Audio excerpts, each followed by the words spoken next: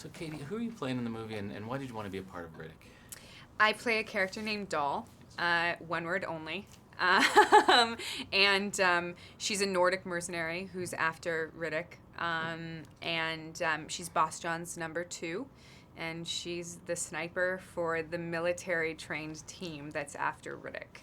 Um, I'm a huge fan of Vin. I've been a huge fan of him as an actor and his passion and what he kind of represents to this business for a long time. And I also am obsessed with Pitch Black and Chronicles of Riddick. You know, I've seen them both many, many times. I've made my mom watch them both like 3 times. Like, I mean, I am a huge fan of this world, and it's just it's a dream come true to be part of it.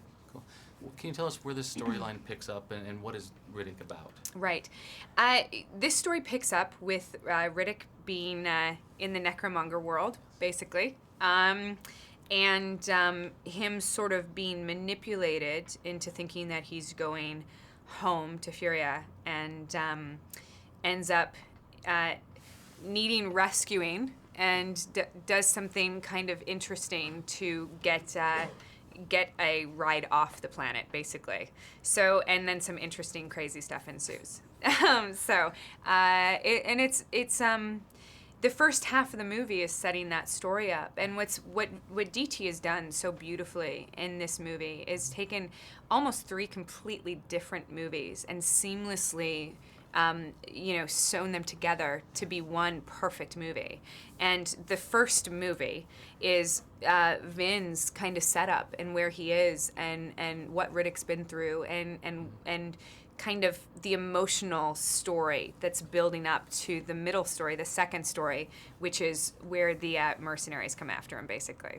So. And then what would the other 2 parts of the movie? The second one is the mercenary story, okay, which is when we all, come down to the planet, when we are the rides, basically, that Riddick has called. We're taxis, basically.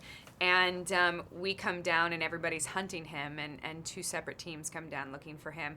The third movie, in my opinion, is when it starts to rain, and the even worse element to the movie comes out, worse than 9 mercenaries being after you at the same time. So 3 very distinct movies, I think, in one, and they all are very, very seamless.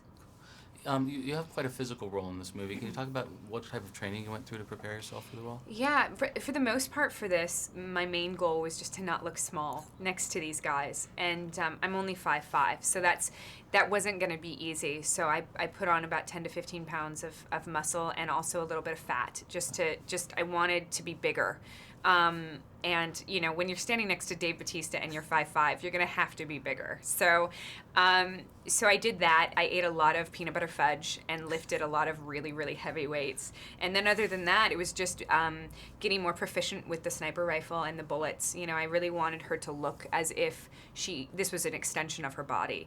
And so I didn't want to have to look for the bullets at all. I wanted the ammo to just kind of almost always be in her hand, and so that was hard. That took a week or 2 to get that down perfectly, so I could grab it and load the gun and not even have to look, and not take my eye off the target, which in this case is Riddick. Cool. So. And what do you hope the audience is going to experience when they see this movie in the theater? I hope they just are excited. You've created a successful movie when you're there for an hour and a half or 2 hours and you forgot your troubles of the day. And this movie does that. It takes you into this world and it takes you on this roller coaster ride, and it really just doesn't leave you disappointed. It's a phenomenal movie.